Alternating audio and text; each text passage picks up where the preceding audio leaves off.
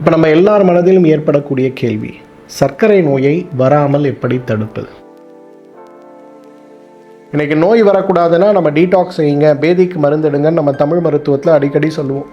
ஆனால் பேதிக்கு மருந்தெடுத்தால் சர்க்கரை நோயே வராதுங்கிறது.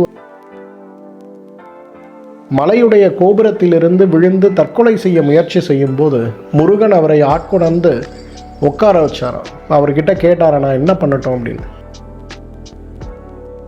சரி, இந்த 5000லேருந்து 6000 அடி நடந்தால் எனக்கு என்ன சார் பெனிஃபிட் கிடைக்கும்? ஃபஸ்ட்டு பெனிஃபிட், மனதிற்கும் இதயத்திற்கும் குடலுக்கும் இருக்கக்கூடிய ஆரோக்கியம் சீராகும் போது, கனெக்ஷன் சீராகும் போது சர்க்கரை நோய் வேகமாகவே கட்டுப்பாடு.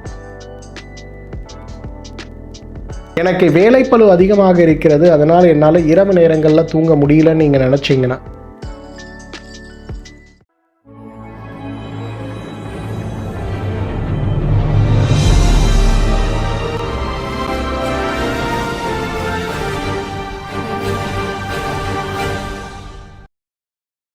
உலகெங்கும் உள்ள மாயவலை யூடியூப் நேயர்கள் அனைவருக்கும் உங்களுடைய வெல்னஸ் குருஜியுடைய அன்பான வணக்கங்கள். உலகையே புரட்டி போட்டு கொண்டிருக்கக்கூடிய, நேற்றைய முன்தினம் கூட டைம்ஸ் ஆஃப் இந்தியா நாளிதழில் ஒரு பெரிய கட்டுரை,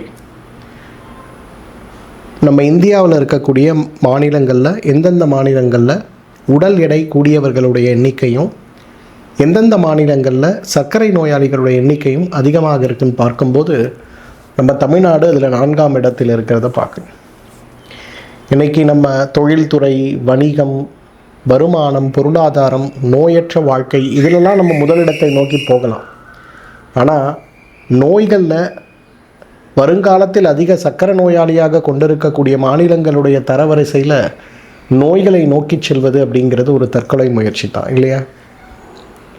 இப்போ நம்ம எல்லார் மனதிலும் ஏற்படக்கூடிய கேள்வி, சர்க்கரை நோயை வராமல் எப்படி தடுப்பது? 5 அழகான வழிகள் சொல்லிக் கொடுக்குறேன் சர்க்கரை நோயை வராமல் தடுப்பதற்கு. வந்த பிறகு குணமாக்குவதற்கு இன்றைக்கு ஆயுர்வேத மருந்துகள், சித்த மருந்துகள், வெஸ்டர்ன் மெடிசன், நிறைய மருந்துகள் இருக்குது. ஆனால் வராமல் தடுக்கணுன்னா 5 சுலபமான வெரி எஃபெக்டிவ் வழிமுறைகளை சொல்லிக் கொடுக்குறேன். அதை ஃபாலோ பண்ண முடியுமான்னு பாருங்கள்.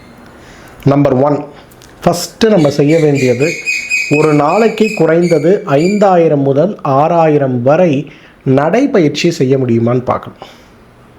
5000 ஸ்டெப்ஸ்லேருந்து 6000 ஸ்டெப்ஸ் பர் டே நம்மளால் நடக்க முடியுமா அப்படிங்கிறதே இன்றைக்கு மிகப்பெரிய அளவில் சர்க்கரை நோயை தடுக்கக்கூடிய very very effective cost free சொல்யூஷன்னு சொல்லலாம். ஏன்னா இன்றைக்கி நிறைய பேர் என்ன யோசிக்கிறோன்னா, சர்க்கரை வராமல் இருக்கணும்னா அந்த சாரை குடிக்கணும், இந்த கஷாயத்தை குடிக்கணும், இந்த யோகாவை பண்ணணும்னு நினைக்கிறோம். அதெல்லாம் சரிதான். ஆனால் எந்த நேரத்துலையும், எந்த ஊரில் இருந்தாலும், எந்த நாட்டில் இருந்தாலும் ரொம்ப சுலபமாக சுகரை நம்ம தடுக்கணும், சுகரை ப்ரிவென்ட் பண்ணணும், ப்ரிவென்டிவ் ஹெல்த் அப்படின்னு வரும்போது அதில் ஒரு நாளைக்கு 5000லிருந்து 6000 அடி நடந்தால் மிக மிக சாலச் சிறந்தது. சரி, இந்த 5000லேருந்து 6000 அடி நடந்தால் எனக்கு என்ன சார் பெனிஃபிட் கிடைக்கும்? ஃபஸ்ட்டு பெனிஃபிட், உங்களோட பேசிக் மெட்டபாலிக் ரேட் அதிகமாக இருக்கும். அதாவது உடலுடைய வளர்சிதை மாற்றம் பெட்டராக இருக்கும். இப்போ வளர்சிதை மாற்றம் பெட்டராக இருக்குன்னா அந்த இடத்துல என்ன அர்த்தம்? உங்கள் உடம்புல இருக்கக்கூடிய இன்சுலின் ரெசிஸ்டன்ஸ் ரொம்ப குறையும். உடம்பு அமிலங்களை சுரக்குது, சுரக்கக்கூடிய அமிலங்களை உடம்பு எடுக்க முடியாமல் போகும்போது தான் நமக்கு டைப் 2 டயபெட்டிஸ் வருது. அப்போ சுரக்கக்கூடிய அமிலங்களை உடல் வெளியில் எடுத்து செல்லக்கூடிய, வெளியேற்றக்கூடிய நிகழ்வு இல்லாமல் உடலில் இருக்கக்கூடிய ஒவ்வொரு அணுவும் அதை முழுதாக உறிஞ்சு கொள்ளக்கூடிய ஒரு நிலை ஏற்பட்டதுன்னா நமக்கு என்ன இருக்கும்? உடல் ஆரோக்கியமானதாக இருக்கும். அதனால் இன்றைக்கி சர்க்கரை நோய் வரக்கூடாதுன்னா ஃபஸ்ட்டு ரூல் நம்பர் 1, நீங்கள் 5000 ஸ்டெப்ஸ் நடக்கணும். நம்பர் 2, ரூல் நம்பர் 2 என்ன? இரண்டாவது விஷயம் உணவை வயிற்றுக்குள்ளே திணிக்கக்கூடாது. இப்போ நம்ம எல்லாம் காலையில் ஒரு 6 மணிக்கு எழுந்துக்கிறோம். எழுந்த உடனே ஒரு காஃபி, ஒரு 8:39 ஒரு பிரேக்ஃபாஸ்ட், அப்புறம் மத்தியானம் 2:30 லஞ்சு, நைட்டு டின்னர் அகைன் ஒரு 8:30, இன் பிட்வீன் ஸ்நாக்கு, காஃபி, டீன்னு ஏதாவது ஒன்று வயிற்றுக்குள்ளே போயிட்டே இருக்குது. அப்போ நமக்கே ஒரு யோசனை வரும், என்னடா இது திரும்ப திரும்ப இதுக்குள்ளேயே சாப்பிட்டுட்ருக்கோமே, அப்போ உடம்புக்கு அதை கேட்ட உழைப்பு இருக்கா இல்லையாங்கிறத பற்றி நம்ம யாருமே பார்க்குறதில்ல. அப்போ உழைப்பு நமக்கு அதுக்குள்ளே இல்லாமல் போகும்போது மீண்டும் மீண்டும் நமக்கு ஏற்படக்கூடிய சிரமங்கள், நிறைய கேலரிஸ் உள்ளே போகுது ஆனால் பேர்ன் ஆகிறது இல்லை. நிறைய கேலரிஸ் உள்ளே போய் பேர்ன் ஆகாமல் போகும்போது என்ன ஆகும்? செல்லுலர் லெவலில் அன்வான்ட் எனர்ஜி நிறைய சர்ப்ளஸாக இருக்கும். அந்த அன்வான்ட் எனர்ஜி சர்ப்ளஸாக இருக்கும்போது இன்சுலின் எவ்வளோ தான் செக்ரேட் பண்ண முடியும், எவ்வளோ தான் அணுக்கள் அதை எடுத்துக்கொள்ள முடியும், அப்போ நமக்கு உடனே சுகர் வரக்கூடிய வாய்ப்பு அதிகமாகும். இப்போ இன்றைக்கி நான் ஓவர்லோடடாக சாப்பிட்டுட்டு நாளைக்கு சக்கரை நோய் வருமா? வராது. ஆனால் இந்த ப்ராக்டிஸை நான் 10 வருஷமாக வச்சுருக்கேன், 20 வருஷமாக வச்சுருக்கேன்னா 100% நமக்கு சக்கரை நோய் வரும். அப்போ நம்ம இதை தடுக்க என்ன பண்ணணும்? உணவை இருவேளை சமைத்த உணவு ஒருவேளை சமைக்காத உணவாக மாற்ற முடியுமான்னு பார்க்கணும்.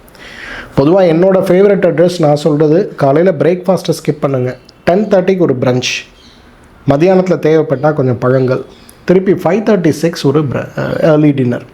கரெக்டாக 2 வேளை சமைத்த உணவு ஒரு வேளை சமைக்காத உணவு நம்ம எடுக்கும்போது சர்க்கரை நோயில் மிகப்பெரிய மாற்றம் ஏற்படுவதை நிச்சயமாக நம்ம பார்க்க முடியும்.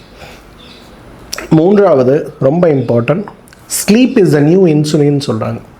உங்கள் உடம்புல இன்சுலின் குறைபாடு வருவதற்கும் வராமல் இருப்பதற்கும் உங்களுடைய தூக்கம் மிகப்பெரிய காரணமாக இருக்கிறது.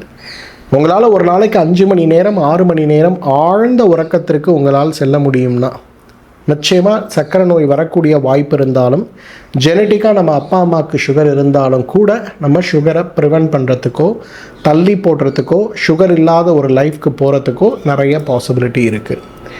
அதே போல் சர்க்கரை நோயாளிகள் கட்டுப்படாத சர்க்கரை நோயோடு நீங்கள் போராடுறீங்கன்னா அதை ரிவர்ஸ் பண்ணோம் அப்படின்னா கூட தூக்கமே ஒரு சிறந்த மருந்துன்னு சொல்கிறாங்க. அதனால் தூக்கத்திற்கு ஒரு மிகப்பெரிய முக்கியத்துவத்தை நாம் கொடுக்க முடியுமா அப்படிங்கிறத பார்க்கணும். மை அட்வைஸ், ஒரு நாளைக்கு குறைந்தது 6 மணி நேரமாவது தூங்க முயற்சி செய்யுங்க.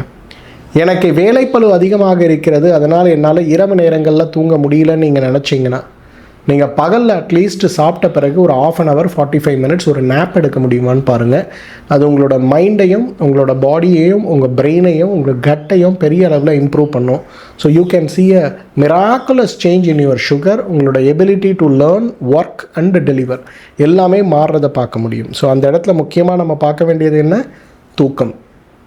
5000 அடி நடக்கிறோம், சாப்பாடு 2 வேளை சமைத்த உணவு ஒரு வேளை சமைக்காத உணவுக்கு மாத்திரம் ஒரு நாளைக்கு குறைந்தது 6 மணி நேரம் நாம் தூங்குவதற்கு முயற்சி செய்யணும்.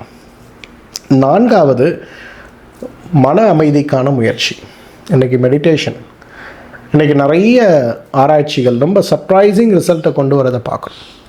சில ஆராய்ச்சிகள்லாம் ரொம்ப தெளிவாக சொல்லுது, இன்றைக்கி சர்க்கரை நோயை குறைக்கணும்னா நீ ஒரு 15 நிமிஷம் சும்மா இருந்தாலே போதும் அப்படிங்க. பட்டினத்தார் அவருடைய மனக்குழப்பத்தோடு திருவண்ணாமலையில் உட்கார்ந்திருக்கும்போது மலையுடைய கோபுரத்திலிருந்து விழுந்து தற்கொலை செய்ய முயற்சி செய்யும்போது முருகன் அவரை ஆட்கொணர்ந்து உட்கார வச்சாராம். அவர்கிட்ட கேட்டாரா, நான் என்ன பண்ணட்டும் அப்படின்னு. அப்போ சும்மா இரு அப்படின்னாராம். இந்த சும்மா இருங்கிற வார்த்தைக்கான அர்த்தம் என்ன தெரியுமா? வெறும் நம்ம ஜம்முன்னு ஜாலியாக உட்காந்துருக்கிறது இல்லை, நம்முடைய மூச்சையும் நம்முடைய நினைவையும் நம்முடைய மனதையும் ஆத்மாவையும் இணைக்கக்கூடிய தியான பயிற்சி செய்யணும். இந்த தியானம் செய்யும்போது மிக வேகமாக சர்க்கரை கட்டுக்குள் வருவதில்லை. மனதிற்கும் இதயத்திற்கும் குடலுக்கும் இருக்கக்கூடிய ஆரோக்கியம் சீராகும் போது, கனெக்ஷன் சீராகும் போது சர்க்கரை நோய் வேகமாகவே கட்டுப்பாடுக்கு வந்து விடுவதை பார்க்க முடியும். அதனால் ஐ ரெக்கமெண்ட் ஹார்ட்ஃபுல்னஸ் மெடிடேஷன், இதய நிறைவு தியான பயிற்சின்னு சொல்லக்கூடிய ஹார்ட்ஃபுல்னஸ் மெடிடேஷன். இன்றைக்கி இந்தியாவில் இருக்க எல்லா டவுன்லேயும் ஹார்ட்ஃபுல்னஸ் மெடிடேஷன் சென்டர் இருக்குது. இலவசமாகவே நீங்கள் போய் அங்கே கற்றுக்கலாம். 3 நாட்கள் பயிற்சி கொடுக்கப்படும். அதுக்கப்புறம் நீங்களே அதை தொடர்ந்து ப்ராக்டிஸ் பண்ணலாம். வாரம் ஒரு முறை கூட்டு பயிற்சிக்கான முயற்சிகள் இருக்கும், அதில் கலந்துக்கலாம். நல்லா ப்ராக்டிஸ் ஆன பிறகு நீங்கள் ஒரு ப்ரிசெப்டராக மாறி நீங்களும் நிறைய பேருக்கு இந்த யோகா தியான பயிற்சிகளை சொல்லிக் கொடுக்கலாம். மிகப்பெரிய முயற்சி. சுகர் வரக்கூடாதுன்னு நினைக்கிறவங்க, சுகர் வந்திருந்தால் கண்ட்ரோல் பண்ணணும்னு நினைக்கிறவங்க தியானம் பண்ண முடியுமான்னு பாருங்கள். The final one, detox. இன்றைக்கி உடல் கழிவு நீக்கம்ங்கிறது மிகப்பெரிய அளவில் சர்க்கரையை குறைக்கக்கூடிய, சர்க்கரையை தடுக்கக்கூடிய ஒரு பெரிய ஆயுதம். இன்றைக்கி நோய் வரக்கூடாதுன்னா நம்ம டீடாக்ஸ் செய்யுங்க, பேதிக்கு மருந்தெடுங்கன்னு நம்ம தமிழ் மருத்துவத்தில் அடிக்கடி சொல்லுவோம். ஆனால் பேதிக்கு மருந்தெடுத்தால் சர்க்கரை நோயே வராதுங்கிறது ஒரு நிசப்தமான உண்மை.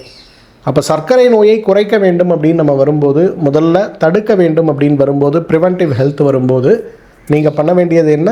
டீடாக்ஸ் பண்ணணும். டீடாக்ஸ் எப்படி பண்ணுறது?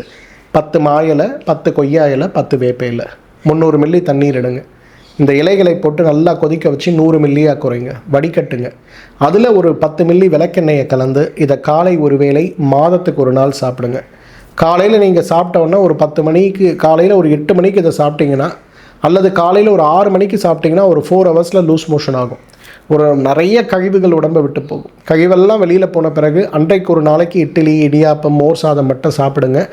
ஒவ்வொரு முறையும் நீங்கள் டாய்லெட் போயிட்டு வந்தோடனே ஒரு கிளாஸ் வெந்நீர் மட்டும் குடிங்க, வேறு எதுவும் வேண்டாம். கரெக்டாக இதை பண்ணுங்கள். மந்த்லி ஒன்ஸ் பண்ணுங்கள். It's excellent way to prevent diabetes. இந்த 5 விஷயங்களை நம்மளால் பண்ண முடியும்னா இன்றைக்கி நாம் உடல் ஆரோக்கியத்தை பற்றியோ சர்க்கரை நோயை பற்றியோ கவலைப்பட வேண்டியதில்லை. இந்த வீடியோவை உங்கள் ஃப்ரெண்ட்ஸ் எல்லாருக்கும் ஷேர் பண்ணுங்கள். இந்த ஜென் ஜி கிட்ஸ் இருக்கீங்க, இன்றைக்கி நீங்கள்லாம் ஷேர் பண்ணுறதுல ரொம்ப பெரிய புலிகளாக இருக்கீங்கன்னு பார்க்குறோம். அப்போ நல்ல விஷயத்தை நீங்கள் ஷேர் பண்ணிங்கன்னா நமக்கு நல்லதே நடக்கும் இல்லைங்களா? நம்மளை சுற்றி இருக்கக்கூடிய நம்ம நண்பர்கள், தோழர்கள் எல்லாரும் நல்லா இருக்கணும், நம்ம யாருக்குமே சுகர் வரக்கூடாதுன்னா இந்த 5 சிம்பிள் டிப்ஸை ஷேர் பண்ணுங்கள்.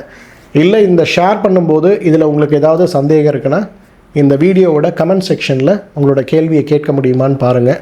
என்னால் எப்போ முடியுதோ நான் உங்களுக்கு பதில் சொல்கிறேன். மீண்டும் மற்றொரு நிகழ்ச்சியில் சந்திக்கிறேன். அதுவரை உங்களிடமிருந்து விடைபெறுவது உங்களுடைய வெல்னஸ் குருஜி. நன்றி, வணக்கம்.